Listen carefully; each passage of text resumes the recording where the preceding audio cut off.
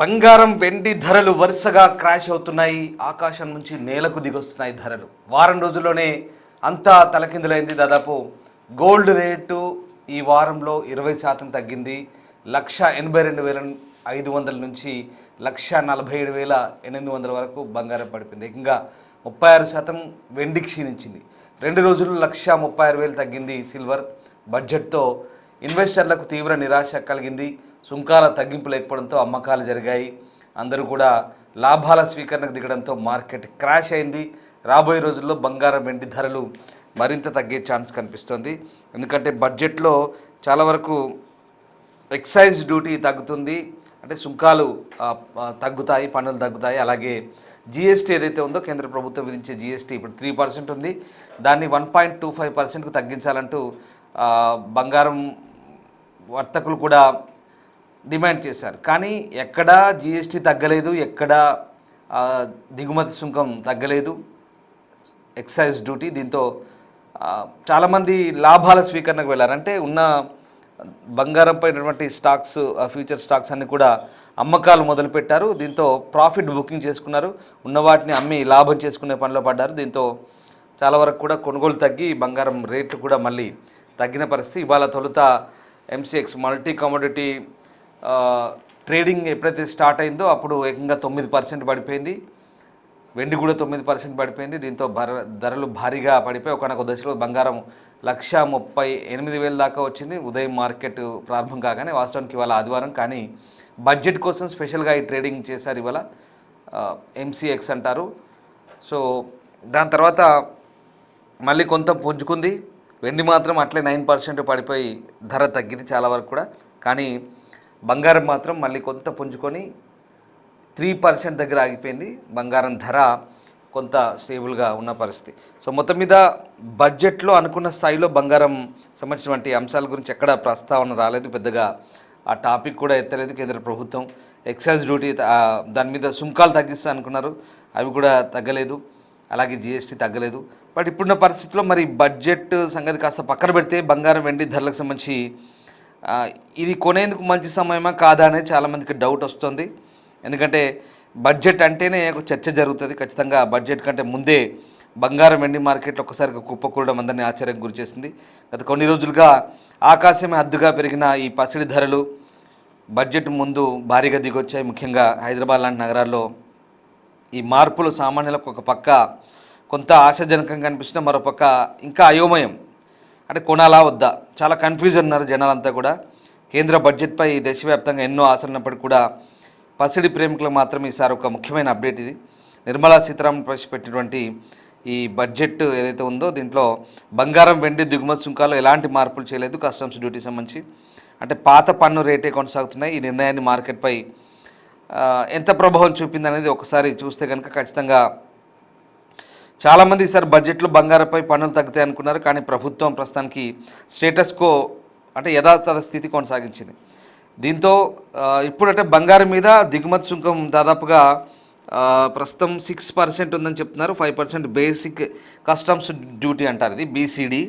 అంటే బేసిక్ అంటే ప్రాథమిక పన్ను విధానం ఏదైతే ఉందో అది 5% ఉంది. 1% ఏమో ఏఐడిసి సెప్ అంటారు. సో అది అట్లే ఉంది. అలాగే వెండిపై కూడా అర్హత కలిగిన భారతీయులకు దాదాపు 6% దిగుమతిపై సుంకం కొనసాగుతుంది. ఇతరులకైతే 36% వరకు ఉంటుంది. సో ప్రస్తుతం ఈ బేసిక్ కస్టమ్స్ డ్యూటీ ఏదైతే ఉందో 5% + 1%, ఈ 6% యాజ్ ఇట్ ఈజ్గా ఉంది బంగారంపై. దాంతోపాటు జిఎస్టీ, ఇక జిఎస్టీ అయితే ఇప్పుడు ఈ 2 లోహాలపై ఎప్పటిలాగానే అంటే వెండి, సిల్వర్, గోల్డ్, దీని మీద ఇందాక మీకు చెప్పాను 3% జిఎస్టీ ఉంది అడిషనల్గా. సో అది యాజ్ ఇట్ ఈజ్గా కొనసాగుతుంది, అంటే స్టేటస్ కో. ఇక్కడ ఎలాంటి మార్పు లేదు. బంగారం మీద సుంకాలు తగ్గించలేదు, జిఎస్టీ తగ్గించలేదు. దీంతో ఏదో ఊహించారు జనాలంతా, ఒకవేళ నిజంగా బడ్జెట్లో ఇవి తగ్గిస్తే కనుక ఇంకా రేట్లు దిగొస్తాయి, ఖచ్చితంగా కొనుక్కోవచ్చు అనుకున్నారు చాలామంది. బట్ అలా దాని మీద ఎలాంటి ప్రకటన లేదు. అంటే ఇప్పుడు మనకు కేవలం ఈ హెచ్చు తగ్గులు అనేవి నేను మీకు చెప్తున్న అంశాలన్నీ కూడా బంగారం సంబంధించిన ధరలన్నీ కూడా మొదటి నుంచి అంతర్జాతీయ మార్కెట్కి అనుగుణంగానే మనం నిర్ణయించాలి. వాస్తవానికి బంగారం ధరలు పెరగడానికి తగ్గడానికి మన రాష్ట్ర ప్రభుత్వమో, తెలంగాణ ప్రభుత్వమో, లేకుంటే మన భారత ప్రభుత్వమో ఇక్కడ వీళ్ళ చేతుల్లో ఎవరి చేతిలో ఏం లేదు. ఇక్కడ తగ్గించడానికి, దీని మీద కంట్రోల్ చేయడానికి, నియంత్రించడానికి ఇవన్నీ కూడా ఇంటర్నేషనల్ మార్కెట్ ఆధారంగానే ఉంటాయి. ఒక ఔన్స్ బంగారం ధర అంతర్జాతీయ మార్కెట్లో ఎంత పెరిగింది, ఎంత తగ్గింది అనే దాన్ని బట్టి ఇప్పుడు మన ఇండియా మార్కెట్లో కూడా దానికి సంబంధించినటువంటి లావాదేవీలు ఉంటాయి. సపోజ్ ఇప్పుడు ఔన్స్ బంగారం ధర, ఔన్స్ అంటే 28.5 గ్రాములు. ఔన్సు బంగారం అనేది ఇప్పుడు మీకు మన పాశ్చాత్య దేశాల్లో అది $5,000 ఉంది. మొన్న రికార్డ్ అది, మొన్న 26 జనవరి అంటే 26 జనవరి రోజు 5,000 దాటింది. ఎప్పుడు లేదు చరిత్రలో. 5,000 దాటగానే ఇక అక్కడి నుంచి షురూ అయింది మళ్ళీ బంగారం రేట్లు. 5,000, $5,600 అంటే ఒక డాలర్ ఇప్పుడు మనం లెక్క పెట్టుకోండి, 91 రూపాయి అట్లా ఉంది. అది కూడా హెచ్చు తగ్గులు అవుతుంది. సో ఆ లెక్క ప్రకారం ఒక్కో గ్రామ్ ధర ఎంత పెరిగితే అన్న 10 గ్రాములకి అంటే మన తులానికి అంత పెరుగుకుంటూ వచ్చింది. మళ్ళీ ఎప్పుడైతే మనకు అమెరికాలో ఫెడరల్ బ్యాంక్ ఉంటుంది, సెంట్రల్ బ్యాంక్, మనకు కేంద్ర బ్యాంకులు ఎట్లా ఉన్నాయి రిజర్వ్ బ్యాంక్ టైప్లో, వాళ్ళకు కూడా ఆ ఫెడరల్ బ్యాంక్ ఉంది. సో వాళ్ళ ఆ బ్యాంకు సంబంధించిన ఒక చైర్మన్, కొత్త చైర్మన్ నామినేట్ చేద్దామని ఎప్పుడైతే ట్రంప్ కెవిన్ హర్ష్ అనే ఒక అతని పేరును నామినేట్ చేశాడో అప్పటి నుంచి కొంత తగ్గుదల మొదలైంది. అంటే అప్పటికే ఇప్పుడు చైనా, మిగతా దేశాలు, ప్రతి దేశం టన్నులకు టన్నులు అంత స్టాక్ చేసి పెట్టుకున్నారు. ఇప్పటికే అడగోలుగా రేట్లు పెరిగినాయి. వెండి 4 లక్షల దగ్గరికి వచ్చింది, 4 లక్షలు దాటిపోయింది. ఇక గోల్డ్ కూడా దాదాపు 2 లక్షల దరిదాపులో వచ్చింది 10 గ్రాములకు. దీంతో అందరూ కూడా ఇన్వెస్టర్లు ఏం చేశారంటే ప్రాఫిట్ బుకింగ్ చేసుకున్నారు, అంటే లాభం చేసుకుందామని చూస్తున్నారు. ఉన్నదాన్ని లాభం చేసుకుందామని క్రమంలో అందరూ కూడా దీన్ని అమ్మకాలు మొదలుపెట్టారు. ప్రాఫిట్ బుకింగ్, లాభాల స్వీకరణకు మొదలుపెట్టడంతో అంతా అమ్మేటోళ్ళు, ఇక కొనేటోళ్ళు ఎవరు ఉండరు. సో దాంతో ఏమైందంటే ఒకసారిగా క్రాష్ అయిపోయింది. అట్లా ఈ 3 రోజుల్లో 3 సార్లు క్రాష్ అయింది. దాదాపుగా 1980 తర్వాత ఇంత స్థాయిలో వెండి క్రాష్ అవ్వడం, ధరలు, గోల్డ్ ధరలు క్రాష్ అవ్వడం అనేది ఇది ఫస్ట్ టైం. అంటే ఇప్పుడున్న రేట్లకు తగ్గట్టుగా మీరు అనుకోవచ్చు, ఆల్రెడీ పెరిగింది కదా, దాంట్లో తగ్గింది, పెద్ద గొప్పే ఉంది, ఇంట్లో పెద్ద విషయం ఏముంది అనుకోవచ్చు. కానీ అట్లా లెక్క ఎట్లా ఉంటుందంటే ఇప్పుడు సపోజ్ మొన్న 1,90,000 దాకా, 89,000 దాకా వచ్చింది బంగారం. ఆ పర్సెంటేజ్ ప్రకారం చూసుకుంటే ఇప్పుడు ఇది 12% బంగారం తగ్గింది లేదా 20% తగ్గిందంటే ఆ అమౌంట్కి ఇది ఎక్కువ మొత్తమే తగ్గినట్టు కదా. సో ఆ రకంగా 1980 తర్వాత చాలా పెద్ద మొత్తంలో తగ్గిందంటే ఇప్పుడే ఇది. ముఖ్యంగా మొన్న గురు, శుక్ర, శని ఈ 2-3 రోజుల్లో ఈ మొత్తం మార్కెట్ అంతా క్రాష్ అయిపోయింది. అంటే మన బడ్జెట్కి ముందు, అంటే బడ్జెట్లో కూడా చాలామంది ఎక్స్పెక్ట్ చేస్తారు ఏమో జరగబోతోంది ఈ బడ్జెట్లో అనుకున్నారు. కానీ అంత గందరగోళం ఏం జరగలేదు. ఎక్కడ జిఎస్టీ తగ్గలేదు, ఇవి మన ఎక్సైజ్ డ్యూటీ తగ్గలేదు. దీంతో మళ్ళీ ఒకసారి మళ్ళీ వీళ్ళంతా కూడా మళ్ళీ అమ్మడానికి మొదలుపెట్టారు. ఇన్వెస్టర్లు ఎవరైతే ఉన్నారో మళ్ళీ ప్రాఫిట్ కోసం అవన్నీ అమ్మడం మొదలుపెట్టారు. దాంతో మళ్ళీ డౌన్ఫాల్ అయింది మరొకసారి. మళ్ళీ ఇవాళ ఏమైంది, 9% సిల్వర్ తగ్గింది, 3% గోల్డ్ తగ్గింది. సో ఆ రకంగా యాక్చువల్లీ అలా మార్కెట్ ఉండదు, నీకు మళ్ళీ చెప్తున్నాను. ఇంటర్నేషనల్ మార్కెట్ అయితే కంప్లీట్ ఇవాళ బంద్. బట్ ఇండియాలో కూడా బడ్జెట్ కాబట్టి స్పెషల్గా ఓపెన్ చేశారు. స్టాక్ మార్కెట్ పరిస్థితి కూడా అంతే, ఇవాళ మొత్తం డమాల్. స్టాక్ మార్కెట్లో కూడా ఏదో ఇన్వెస్టర్లు ట్రేడింగ్ సంబంధించిన ట్యాక్స్ పెంచారు. దాంతో అక్కడ కూడా సంపద కోల్పోయారు వాళ్ళు. రైట్, అది పరిస్థితి. సో మార్కెట్లో గందరగోళం ఉంది.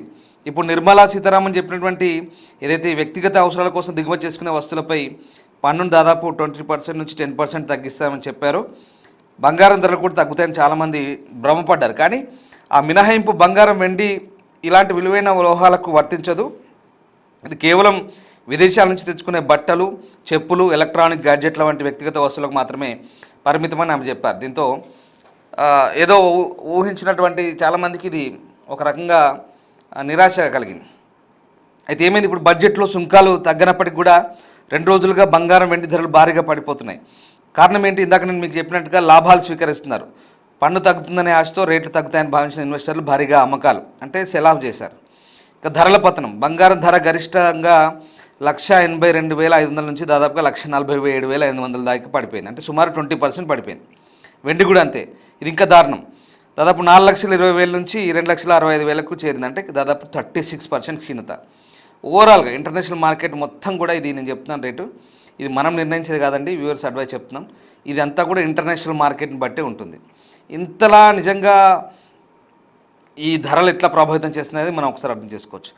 ఇక ప్రస్తుతం అంటే ప్రభుత్వం పన్నులు పెంచకపోయినా ఒక విధంగా ఊరటనిచ్చే అంశం. ఎందుకంటే మార్కెట్లో ప్రస్తుతం కనిపిస్తున్న ఈ పతనం వల్ల బంగారం ధరలు అయితే సామాన్యులకు కొంత అందుబాటులోకి వచ్చాయి.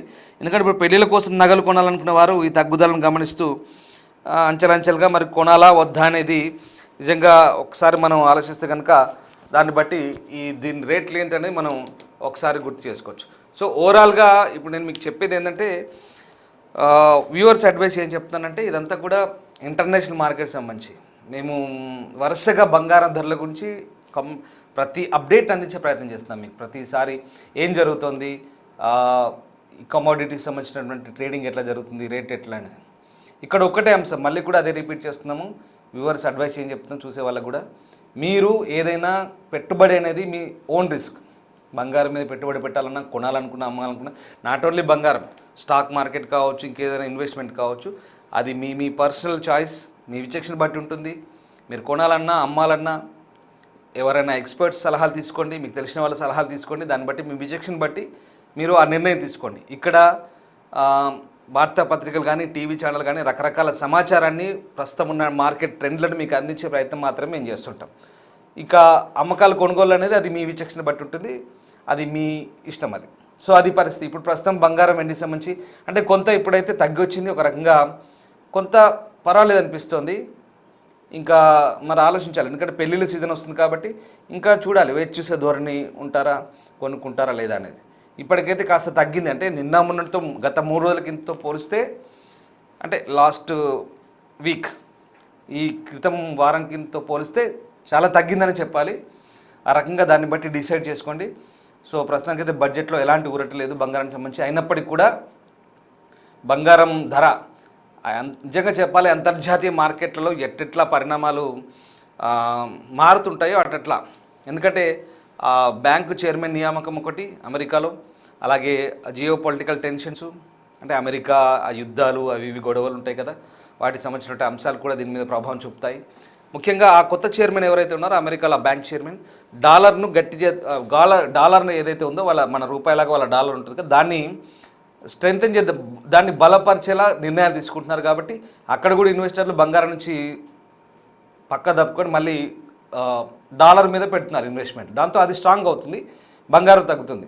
మనకు కావాల్సింది కూడా అదే, ఎప్పటికెప్పుడు మనం బంగారం ధరలు తగ్గాలంటే అంతర్జాతీయ మార్కెట్లో పరిస్థితులు చక్కబడితేనే మన దగ్గర ఎందుకు ఇవన్నీ అంటే ఐ అప్రిషియేట్ యూ గైస్. ఎందుకంటే మీరు ఇంత ఓపిక్గా నేను ప్రతి అంశాన్ని కూడా వివరించినప్పుడు చాలామంది కనెక్ట్ అవుతున్నారు. బంగారం ధరల గురించి ఏ అంశం చెప్పినా కూడా జరుగుతుంది ఏంటంటే అంతర్జాతీయ మార్కెట్లో ఏం జరుగుతుందో మేము మీకు అది మాత్రమే చెప్పే ప్రయత్నం చేస్తున్నాం.